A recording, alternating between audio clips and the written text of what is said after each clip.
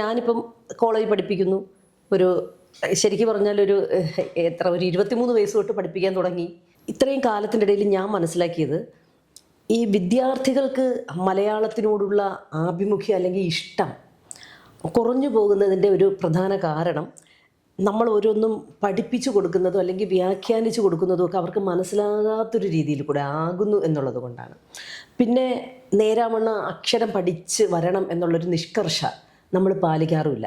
ഈ 2 കാര്യങ്ങളും നമ്മളൊന്ന് തിരുത്തണമെന്നും, എല്ലാവർക്കും ഇപ്പം മലയാളം പഠിച്ച് തന്നെ മലയാള സാഹിത്യത്തെ ഇഷ്ടപ്പെടണമെന്ന് നിർബന്ധം പിടിക്കാതെ, ഞങ്ങൾ അവരോടൊപ്പം ഉള്ളപ്പോൾ നിങ്ങളും ഞങ്ങളോടൊപ്പം വരണം എന്ന് പറഞ്ഞുകൊണ്ട് കൂടെ നടത്താനും ഒക്കെ നമ്മുടെ തലമുറയെ ഒന്ന് കൂട്ടിക്കൊണ്ടുവരാനും, അതുപോലെ നമ്മൾ എഴുത്തിനെ സ്നേഹിക്കുകയും അതുപോലെ സാഹിത്യത്തെ ഇഷ്ടപ്പെടുകയൊക്കെ ചെയ്യുന്ന ആൾക്കാരെ, അതുപോലെ അവരുടെ നല്ല കൃതികളെ അവതരിപ്പിക്കുക എന്നുള്ളതൊക്കെയാണ് ഞങ്ങൾ ഈ എഴുത്തു വഴിയോരത്ത് എന്നുള്ള ഈ ഒരു പ്രോഗ്രാം ചെയ്യണമെന്നതിൻ്റെ ഒരു ഉദ്ദേശമായിട്ട് നമ്മൾ എടുത്തത്. അപ്പോൾ സാർ, ഞാനൊരു ചോദ്യം ചോദിക്കുന്നതേ, നമ്മൾ എന്തിനാണ് എഴുതുന്നത്? നമ്മളൊക്കെ ഇങ്ങനെ എഴുതുകയും ഇതുപോലെ ഈ മഴ പെയ്യുമ്പോഴും നമുക്ക് ഒരു പൂച്ചക്കുഞ്ഞ് നിലവിളിക്കുന്നത് കേട്ടാൽ പോലും നമുക്ക് സഹിക്കാൻ പറ്റാത്തൊരു മനസ്സ് നമുക്കുണ്ട്. അപ്പോൾ അത് മറ്റുള്ളവരുടെ കണ്ണിൽ ചിലപ്പോഴൊക്കെ അതൊരു കുറ്റമായിട്ടും. എൻ്റെ ഒരു കൊച്ചു കഥ ഞാൻ കൂടെ വെച്ച് പറഞ്ഞോട്ടെ. അതെ. ഞാൻ ഇക്കണോമിക്സ് പഠിച്ച ആളാണ്. എൻ്റെ ബിരുദ പഠനം എന്ന് പറയുന്നത് ഇക്കണോമിക്സാണ്. ഞാൻ കെമിസ്ട്രിയാണ്. അപ്പോൾ കണ്ടോ, എന്നെ എൻ്റെ അച്ഛൻ ഇക്കണോമിക്സിന് ചേർക്കാൻ കാരണം അച്ഛൻ പറഞ്ഞിട്ടാണ്. കാരണം പഠിച്ച്, രാഷ്ട്രീയം പഠിച്ച്, സാമ്പത്തിക ശാസ്ത്രം പഠിച്ച്, അവസാനം നിയമ പഠനം നടത്തി വക്കീലായി. മലയാറ്റൂർ രാമകൃഷ്ണൻ്റെ ഒരു പെയിൻറ്റിങ് താഴെയുണ്ട്. മലയാറ്റൂർ രാമകൃഷ്ണനായിരുന്നു എൻ്റെ ഒരു നാടിൻ്റെ ഒരു യുവത്വത്തിൻ്റെ ഒരു സങ്കല്പം, അന്നത്തെ ആൾക്കാരുടെ സങ്കല്പം. അതെ, അദ്ദേഹം നിയമബിരുദം നേടി മജിസ്ട്രേറ്റ് ആയ ആളാണ്. അതെ അതെ. പിന്നീടാണ് IAS കിട്ടിയത്. അപ്പോൾ എൻ്റെ അച്ഛൻ്റെ ആഗ്രഹം എന്ന് പറയുന്നത്, ഞാനൊരു ബിരുദ പഠനമൊക്കെ കഴിഞ്ഞ് നിയമ പഠനവും തീർത്തിട്ട് വക്കീലാകണമെന്നായിരുന്നു. അങ്ങനെ ജുഡീഷ്യറിയിൽ വരണം എന്നുള്ളതായിരുന്നു. BA കഴിഞ്ഞപ്പോൾ ഞാൻ വേരിയസ് ഡിപ്പാർട്ട്മെൻറ്റ് ടെസ്റ്റ് എഴുതി. എന്നിട്ട് എനിക്ക് അതിൻ്റെ ഒരു രസം, എനിക്ക് സെലക്ഷൻ കിട്ടി വേരിയസ് ഡിപ്പാർട്ട്മെൻറ്റിലെ ക്ലറിക്കൽ ടെസ്റ്റ്. എന്നിട്ട് എനിക്ക് ജോലി കിട്ടിയത് കോഴിക്കോട് ജുഡീഷ്യൽ കോർട്ടിലാണ്. അപ്പോൾ ജുഡീഷ്യറി ആയിട്ടാണ്. അപ്പോൾ എൻ്റെ ഫാദറിന് വളരെ സന്തോഷമായി.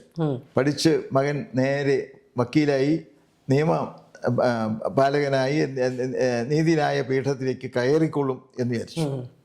പക്ഷേ എൻ്റെ വിധി എന്ന് പറയുന്നത്, മലയാളം സെക്കൻഡ് ലാംഗ്വേജ് പഠിച്ചതിന് യൂണിവേഴ്സിറ്റി 1ാം റാങ്ക് നേടാൻ കഴിഞ്ഞത് കൊണ്ട് MAക്ക് മലയാളത്തിന് പോവുക. മാത്രമല്ല, അപ്പോഴത്തേക്ക് എഴുത്ത് വഴിയിലേക്ക് വന്നു കഴിഞ്ഞു. ഞാൻ മൂവാറ്റുപുഴ നിർമ്മല കോളേജിലാണ് BAക്ക് പഠിച്ചത്. കേരളത്തിലെ മിക്കവാറും എഴുത്തുകാർ കൊണ്ടുവന്ന് ഞാൻ ആ കോളേജിൽ പ്രസംഗിപ്പിച്ചിട്ടുണ്ട്. കാരൂർ നീലകണ്ഠപിള്ള ഉൾപ്പെടെയുള്ള ആളുകൾ. എന്നുവെച്ചാൽ കാരൂർ സാർ അങ്ങനെ കോളേജിൽ നിന്ന് പ്രസംഗിക്കാൻ പോകുന്ന ആളല്ല. അദ്ദേഹത്തെ ഉൾപ്പെടെ കൊണ്ടുവന്ന് ഞാൻ പ്രസംഗിപ്പിച്ചിട്ടുണ്ട്. അപ്പോൾ എന്താണ്, കുട്ടികൾക്ക് എഴുത്ത് വഴിയിലേക്ക് വളരാനുള്ളൊരു സാഹചര്യം കൊടുക്കണം. പിന്നെ ആ കോളേജിലെ പ്രിൻസിപ്പൽ മലയാളം MAക്കാരനായിരുന്നു. അദ്ദേഹം എന്നെ വളരെ പ്രോത്സാഹിപ്പിച്ചിരുന്നു. നീ MAക്ക് പോകണം, മലയാളം MAക്ക് പോകണം. അങ്ങനെയാണ് ചങ്ങനാശ്ശേരി സെൻറ്റ് ബർക്കോൺസ് കോളേജിൽ MAക്ക് ചേർന്നത്. അങ്ങനെ വന്നു കഴിഞ്ഞപ്പോഴത്തേക്ക് ചെന്നാൽ എഴുത്തിൻ്റെ വഴിയിലേക്ക് വരികയാണ് സ്വാഭാവികമായിട്ട്. അപ്പം പഠിക്കാൻ BAക്ക് കിട്ടിയ ജോലി കളഞ്ഞിട്ട് MAക്ക് പഠിക്കാൻ ചേർന്നതുകൊണ്ട് വീട്ടിൽ നിന്ന് സാമ്പത്തിക സഹായമൊന്നും ചെയ്തില്ല MAക്ക് പഠിക്കാൻ. അപ്പോൾ കോട്ടയത്തെ പത്രാഫീസ് ജോലി ചെയ്തിട്ടാണ് ഞാൻ പഠിച്ചത്. കേരളഭൂഷൺ പത്രത്തിൽ ജോലി ചെയ്തു. അന്ന് ആ പത്രത്തിൻ്റെ അധിപൻ എന്ന് പറയുന്നത് KC സക്കറിയ, എൻ്റെ നാട്ടുകാരനായിരുന്നു. എൻ്റെ പിതാവിൻ്റെ ഒരു സുഹൃത്തുമാണ്. അവിടെ ഞാനൊരു ആഴ്ച തോറും വാരാന്ത്യ പതിപ്പ് നോക്കി കൊടുക്കണം. പിന്നെ ചൊവ്വാഴ്ച തോറും അധ്യയന രംഗം എന്ന് പറയുന്ന പങ്ക്തി എഴുതണം. ഇത്ര എഴുതി കൊടുക്കുമ്പോഴത്തേക്ക് എനിക്ക് പിന്നെ സ്കോളർഷിപ്പും വരുമ്പോൾ MAക്ക് പഠിക്കാനുള്ള പണമാകും. അങ്ങനെയാണ് MAക്ക് പഠിച്ചത്. അപ്പോൾ ഭാഷയോടും അക്ഷരത്തോടുമുള്ള പ്രണയം സൂക്ഷിച്ചുകൊണ്ടാണ് പഠിക്കുന്നത്. പക്ഷെ പഠിച്ചു കഴിഞ്ഞപ്പോൾ എന്താണെന്ന് വെച്ചാൽ, MA കഴിഞ്ഞു, ഇവിടെ മാറി വെനീസ് കോളേജ് ജോലിയിൽ വന്നു. അത്രയൊക്കെ എത്തിക്കഴിഞ്ഞ് ഓൾ ഇന്ത്യ റേഡിയോ ഉണ്ട് ഇവിടെ, പിന്നെ കേരള കൗമുദി ഉണ്ട്, K സുകുമാരനുണ്ട്, പത്രാധിപർ സുകുമാരൻ. ഈ അന്തരീക്ഷത്തിലേക്കൊക്കെ വന്നു കഴിഞ്ഞപ്പോഴേക്ക് പിന്നെ കൊള്ളാം എന്നുള്ള ഒരു ലെവലിലേക്ക് എത്തുകയാണ്. അപ്പോൾ ധാരാളമായിട്ട് കഥ എഴുതുന്നു, പുസ്തക അഭിപ്രായങ്ങൾ എഴുതുന്നു. MAക്ക് പഠിക്കുമ്പോൾ 2 പുസ്തകം എഴുതി. അപ്പോൾ ഞാൻ പറഞ്ഞതെന്ന് വെച്ചാൽ, എഴുത്തിൻ്റെ വഴിയിലേക്ക് സ്വാഭാവികമായിട്ട് വരികയാണ്. തീർച്ചയായിട്ടും. ആരും പിടിച്ചു കൊണ്ടുവന്നല്ല. ആരും പിടിച്ചുകൊണ്ടൊന്നുമല്ല, നമ്മളെ ഒന്നും ആരും പിടിച്ചുകൊണ്ടുവരാൻ ഇല്ലായിരുന്നു. ഇപ്പം ഇങ്ങനെ കൊണ്ടുവരികയാണ്, ഇങ്ങനെ വരികയാണ്. വന്നു കഴിഞ്ഞപ്പോൾ എന്നാന്ന് വെച്ചാൽ ഞാൻ മനസ്സിലാക്കിയ ഒരു കാര്യം എന്ന് പറയുന്നത്, നമുക്കൊരു നിശ്ചയദാർഢ്യം നമ്മുടെ ജീവിതത്തിലുണ്ട് എങ്കിൽ നമുക്കൊരു വഴി തെളിഞ്ഞു വരും. തീർച്ചയായും ആ വഴിയിലൂടെ നമുക്ക് സഞ്ചരിക്കാം. കൂടെ നടക്കാൻ ആളുണ്ടാവും, ഒത്തിരി ആളുണ്ടായി. അതിൽ ഞാൻ പിന്നെ എല്ലാവരും ഒപ്പം നടന്നില്ല, എനിക്ക് തോന്നിയ വഴിയിലൂടെയൊക്കെയാണ് ഞാൻ നടന്നത് എന്ന് നിൽക്കട്ടെ. നമ്മളങ്ങനെ സഞ്ചരിക്കും. തീർച്ചയായിട്ടും ഉദയം അതുപോലെ സഞ്ചരിക്കുന്ന ആളാണ്. തീർച്ചയായിട്ടും വേറെ ആൾ നയിക്കുന്ന വഴിയിലൂടെ അല്ല നമ്മൾ നടക്കുന്നത്, നമ്മുടെ വഴിയിലൂടെയാണ് നടക്കുന്നത്, അല്ലേ? അവിടെ ആരും ഇല്ലെങ്കിലും നമ്മൾ നടക്കും. ഇനി വേണമെങ്കിൽ വഴിയോരത്ത് കാഴ്ചക്കാരനായിട്ട് നിൽക്കാനും നമ്മൾ തയ്യാറാണ്. അപ്പോൾ അതാണ് നമ്മുടെ ജീവിതം എന്ന് പറയുന്നത്. അപ്പോൾ അങ്ങനെ ഒരു താല്പര്യത്തിലേക്ക് വരുമ്പോൾ എന്നാന്ന് പറഞ്ഞാൽ വായനയായിരുന്നു നമ്മുടെ ഏറ്റവും വലിയ സമ്പത്ത്. ആ ഒരു കാലത്ത് കുട്ടികളെ എടുത്തു വെച്ചിട്ട് ഞാൻ പറയാം, ലഹരിയായിരുന്നു വായന. തീർച്ചയായിട്ടും ഇന്നിപ്പോൾ പലതരം ലഹരികളെക്കുറിച്ച് നമ്മൾ വളരെ ദുഃഖത്തോടു കൂടി ചിന്തിക്കുന്നുണ്ട്, ഇല്ലേ? അതെ, ഇന്ന് വായന മാത്രം ലഹരി അല്ല, അതൊഴിച്ച് ബാക്കിയെല്ലാം ലഹരിയാണ്. നമുക്ക് വായന മാത്രമായിരുന്നു ലഹരി. എന്തോരം പുസ്തകങ്ങൾ നമ്മൾ വായിച്ചു. തീർച്ചയായിട്ടും. ഇപ്പോൾ ഇവിടെ തന്നെ എൻ്റെ വീട്ടിൽ നിന്ന് നോക്കിയാൽ ഏറ്റവും കൂടുതൽ പുസ്തകങ്ങൾ വെക്കാൻ സ്ഥലമില്ലാതെ. അതുകൊണ്ടാണ് ഞാൻ നേരത്തെ സാറിനോട് പറഞ്ഞത്, ഇതെല്ലാം എനിക്ക് തരണം, എൻ്റെ സമ്പത്താണ്. അപ്പോൾ അങ്ങനെ നമുക്ക് വായന ഒരു ലഹരിയാകുകയാണ്. ഞാൻ പോയ സ്ഥലങ്ങൾ ഓർക്കുകയാണ്, എന്നെ വിഭ്രമിപ്പിച്ച സ്ഥലങ്ങൾ. ഇന്ത്യയിൽ എന്നെ ഏറ്റവും കൂടുതൽ ആകർഷിച്ച സ്ഥലം എന്ന് പറയുന്നത് ബംഗാളാണ്. ബംഗാളിൻ്റെ ഒരു ബങ്കിം ചന്ദ്രനും വിഭൂതിഭൂഷണും ടാഗോറും ഒക്കെ ഉള്ളൊരു ബംഗാളുണ്ട്, തീർച്ചയായിട്ടും ഉണ്ട്. പക്ഷെ ബംഗാളി സാഹിത്യം എന്ന് പറയുന്നത് എന്നെ വല്ലാതെ ആകർഷിച്ചു ഒന്നാണ്. അതുപോലെ മഹാരാഷ്ട്ര തീർച്ചയായിട്ടും എന്നെ ആകർഷിച്ചതാണ്. മറാത്തി ലിറ്ററേച്ചർ എന്ന് പറയുന്നത്. പുറത്തേക്ക് ഇറങ്ങുമ്പോൾ റഷ്യൻ സാഹിത്യം എന്നെ വല്ലാതെ ആകർഷിച്ചതാണ്. കുട്ടിക്കാലത്ത് തന്നെ ദസ്തവസ്കിയും ടോൾസ്റ്റോയും ടർജനീവും പുഷ്കിനും ഷൊളോക്കോവും ഒക്കെ ഹൃദയത്തിൻ്റെ ഭാഗമായിട്ട് തീർന്നു. അന്ന് ഒരുപാട് തർജ്ജമ ചെയ്ത് നമുക്ക് ഈ റഷ്യൻ കഥകൾ വായിക്കാൻ കിട്ടും. വാസ്തവത്തിൽ ഞാൻ റഷ്യൻ എംബസിയോടും സോവിയറ്റ് യൂണിയനോടും ഒരർത്ഥത്തിൽ വളരെയധികം ബഹുമാനത്തോടെ ഞാൻ ചിന്തിക്കുന്നു. എന്തെന്നറിയാമോ? റഷ്യൻ സാഹിത്യത്തിൻ്റെ മഹത്തായ ഗ്രന്ഥങ്ങളൊക്കെ മലയാളത്തിലേക്ക് പരിഭാഷപ്പെടുത്തി പ്രോഗ്രസ് പബ്ലിക്കേഷൻസ് വളരെ വില കുറച്ച് നമുക്ക് അന്ന് നാട്ടിലുണ്ടായിരുന്ന പ്രഭാത് ബുക്സ് വഴിയാണ് അത് കിട്ടിയത്. നമുക്ക് കാശ് കൊടുത്ത് വാങ്ങാം, ലൈബ്രറി മാത്രം നോക്കണ്ട. അപ്പം അങ്ങനെ റഷ്യൻ സാഹിത്യം വളരെ വില കുറച്ച് നമ്മുടെ കയ്യിൽ കിട്ടുകയാണ്. അതെ സർ, ശരിയാണ്. കാര്യം ദസ്തേവിസ്കിയും ബോറിസ് പാസ്തർക്കും ഒക്കെയുള്ള ഒരു റഷ്യൻ എഴുത്തിൻ്റെ ലോകം എന്ന് പറയുന്നത് നമുക്കും വളരെ ആദരവ് നിറഞ്ഞതാണ്. അപ്പോൾ പിന്നെ സാറിൻ്റെയൊക്കെ കുട്ടിക്കാലം എന്ന് പറയുമ്പോൾ ഈ എഴുത്ത് അല്ലെങ്കിൽ വായനക്കാർ എന്ന് പറയുന്ന ഒരുപാട് പേരില്ലാത്ത ഒരു കാലമായിരുന്നല്ലോ. അതുകൊണ്ട് തന്നെ ഈ റഷ്യൻ സാഹിത്യം സാറിനെ വളരെയധികം സ്വാധീനിച്ചു എന്ന് പറയുന്നതിൽ ഒരു അതിശയോക്തിയില്ല. ശരിയല്ലേ സാർ? എൻ്റെ കാലത്തെ ഏറ്റവും വലിയ എഴുത്തുകാരിൽ ഒരാൾ തകഴി ശിവശങ്കരപ്പിള്ളയാണ്. അതെ അതെ. തകഴിയുടെ രണ്ടിടങ്ങഴിയിലെ നായകൻ, ആ നായകൻ്റെ ഒക്കത്തിരുന്നു കൊണ്ട് കുട്ടി വിളിക്കുന്ന മുദ്രാവാക്യം ഇൻകുലാബ് സിന്ദാബാദ്, കൃഷിഭൂമി കർഷകന്. അതൊരു മുദ്രാവാക്യമായിരുന്നു, ഒരു കാലഘട്ടത്തിൻ്റെ മുദ്രാവാക്യമായിരുന്നു, കൃഷിഭൂമി കർഷകൻ. ഈ മുദ്രാവാക്യം എവിടെ നിന്ന് വന്നതാണ്? ഈ മുദ്രാവാക്യം വാസ്തവത്തിൽ റഷ്യയിൽ നിന്ന് വരുന്നതാണ്. സോവിയറ്റ് കർഷകരുടെ, കൊസാക്കുകളുടെ മുദ്രാവാക്യമാണ് കൃഷിഭൂമി കർഷകർക്ക്. ഈ കുട്ടി അങ്ങനെയാണ്, ഈ കോരൻ്റെ മകനും ആ മുദ്രാവാക്യമാണ് വിളിക്കുന്നത്, അല്ലേ? തകഴിയുടെ നോവലുകൾ അതാ വിളിക്കുക. അപ്പോൾ തകഴി എന്നെ ഒത്തിരി സ്വാധീനിച്ചിട്ടുണ്ട്. എന്നെ മാത്രമല്ല, എൻ്റെ തലമുറയിലെ എഴുത്തുകാരെല്ലാം സ്വാധീനിച്ചതാണ്. തകഴി, കേശവദേവ്, ബഷീർ, പൊറ്റക്കാട് അവരൊക്കെ. അപ്പോൾ അതുകൊണ്ടാണ് പി ഗോവിന്ദപിള്ള മഹാനായ PG എഴുതിയിട്ടുണ്ട്, കേരളത്തിലെ കാർഷിക വ്യവസ്ഥ മാറ്റിയെടുക്കുന്നതിന്, കാർഷിക ബന്ധ നിയമം കൊണ്ടുവരുന്നതിന് നമ്മുടെ എഴുത്തുകാരുടെ രചനാ വഴികൾ വളരെ സഹായിച്ചിട്ടുണ്ട്. തീർച്ചയായിട്ടും. പക്ഷേ ആ രചനാ വഴികൾ നിമിത്തം നമ്മുടെ സാമൂഹിക ക്രമത്തിൽ ഒരു മാറ്റം വന്നു. പിന്നെ കൃഷിഭൂമി കർഷകനായി കാർഷിക ബന്ധ നിയമം വന്നു, അല്ലേ? തീർച്ചയായിട്ടും. ആ ബന്ധം നിയമം വന്നതിന് ശേഷം നമ്മുടെ കാർഷിക മേഖലയിൽ സംഭവിച്ച മാറ്റങ്ങൾ എന്താണ്? മാറ്റത്തിന് വേണ്ടി എഴുതി ഒത്തിരി എഴുത്തുകാർ. അത് പിന്നീട് കേശവദേവ് കൃതികളിലും അയൽക്കാരിലൊക്കെ നന്നായി മാറ്റങ്ങൾ സംഭവിച്ചതിന് ശേഷം നമ്മുടെ സാമൂഹിക ക്രമം എങ്ങനെ പരിണമിച്ചു എന്നുള്ളത് അടയാളപ്പെടുത്തുന്ന ഒരു പുസ്തകമുള്ളെന്ന് പി ഗോവിന്ദപിള്ള പറഞ്ഞിട്ടുണ്ട്.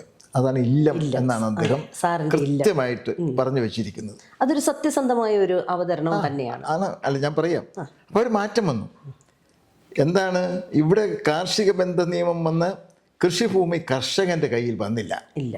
പകരം ഒരു നവ മുതലാളിത്തം ഉദയം ചെയ്യുകയാണ് ഇവിടെ ഉണ്ടായത് എന്നർത്ഥം. ഒരു നിയോ ക്യാപിറ്റലിസം വരികയാണ് ഇവിടെ വെച്ചത്. അപ്പോൾ നമ്മൾ ആഗ്രഹിച്ചതുപോലുള്ളൊരു മാറ്റം ഇവിടെ ഉണ്ടായി. അതുപോലെ ഒരുപാട് ഇടനിലക്കാരുണ്ടായി. അപ്പോൾ ആ ഒരു പരിണാമത്തെ അടയാളപ്പെടുത്തുകയാണ് ചെയ്യാനാണ് ഞാൻ ശ്രമിച്ചത് എന്ന് പറയുകയാണ്.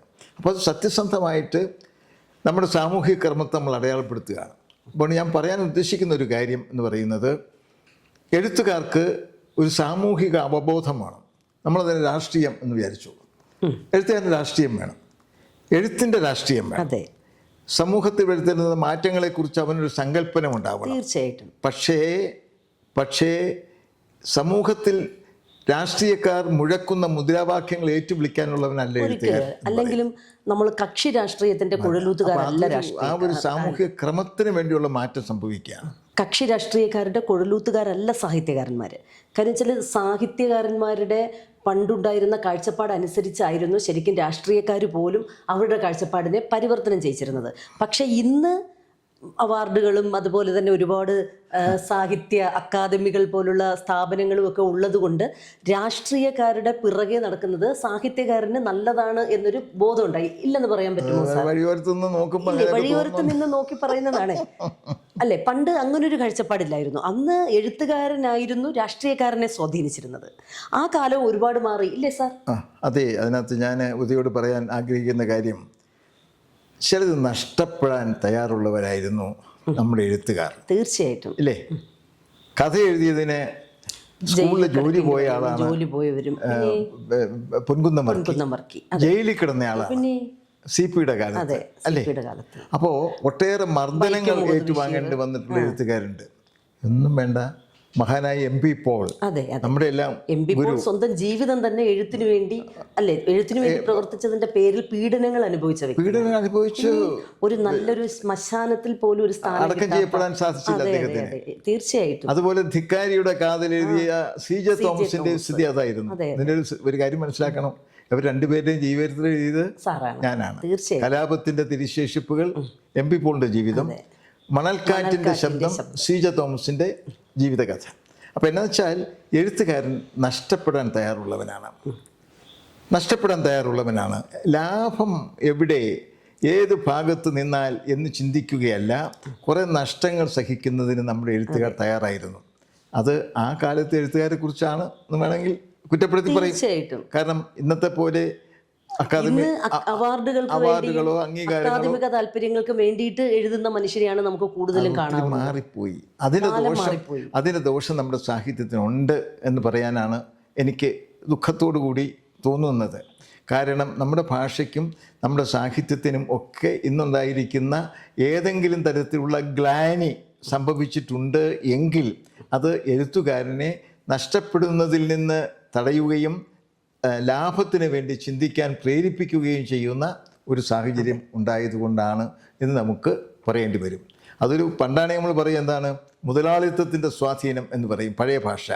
ഇപ്പോൾ നമ്മൾ പറയും ഭൗതികമായ ഭോഗങ്ങളുടെ ആ ഒരു സ്വാധീനത്തിൻ്റെ വലയത്തിലേക്ക് എഴുത്തുകാരനും മാറാൻ പാടില്ല. എഴുത്തുകാരനും വന്നു. എഴുത്തു വഴിയോരത്ത് എന്ന നമ്മുടെ ഈ പരിപാടി ഒരു വൻപിച്ച വിജയം ആയില്ലെങ്കിൽ പോലും ഞങ്ങൾക്കൊരു ഉദ്ദേശമുണ്ട്, അല്ലെങ്കിൽ ഞങ്ങൾക്കൊരു ശുദ്ധിയുള്ള ഒരു ഉദ്ദേശമുണ്ട്. നമ്മുടെ ഭാഷയ്ക്കും സാഹിത്യത്തിനും വേണ്ടി ജീവിച്ച മൺമറഞ്ഞു പോയവരിൽ നമ്മൾ ഇന്ന് കണ്ടിട്ടും കാണാതെ പോകുന്ന ഒരുപാട് മനുഷ്യർ എഴുത്തിൻ്റെ ലോകത്തുണ്ടായിരുന്നു. അവർ ഉണ്ടാക്കി വെച്ച ഒരു വ്യവസ്ഥിതിയാണ് നമ്മുടെ കേരളീയ സമൂഹത്തെയും സാഹിത്യത്തെയും രൂപപ്പെടുത്തിയത്.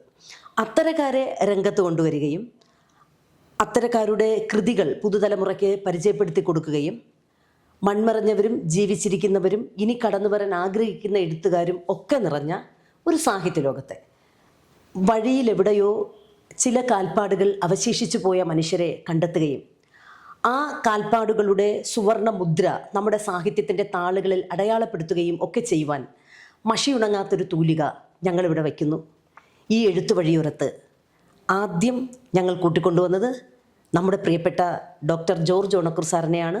സാറിൻ്റെ കൃതികളെ അല്ലെങ്കിൽ സാറിൻ്റെ എഴുത്തിനെ ഇനിയും പരിചയപ്പെടുത്തുവാൻ ഞങ്ങൾ വീണ്ടും ഇവിടേക്ക് വരും സാർ. ഇന്ന് നമ്മുടെ ആദ്യ സംരംഭത്തിൻ്റെ അല്ലെങ്കിൽ ആദ്യ കാൽവയ്പിൻ്റെ ഇടത്താണ് സാറ് വന്നത്. വളരെയധികം സന്തോഷം.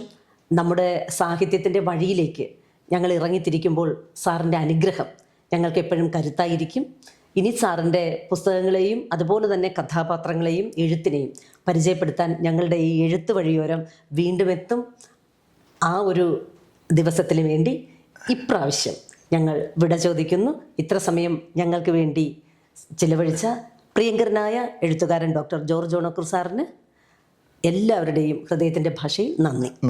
നിങ്ങളുടെ നടപ്പാതയിൽ ഞാനും എപ്പോഴും ഒപ്പം ഉണ്ടാവും, ഒരു സംശയമില്ല.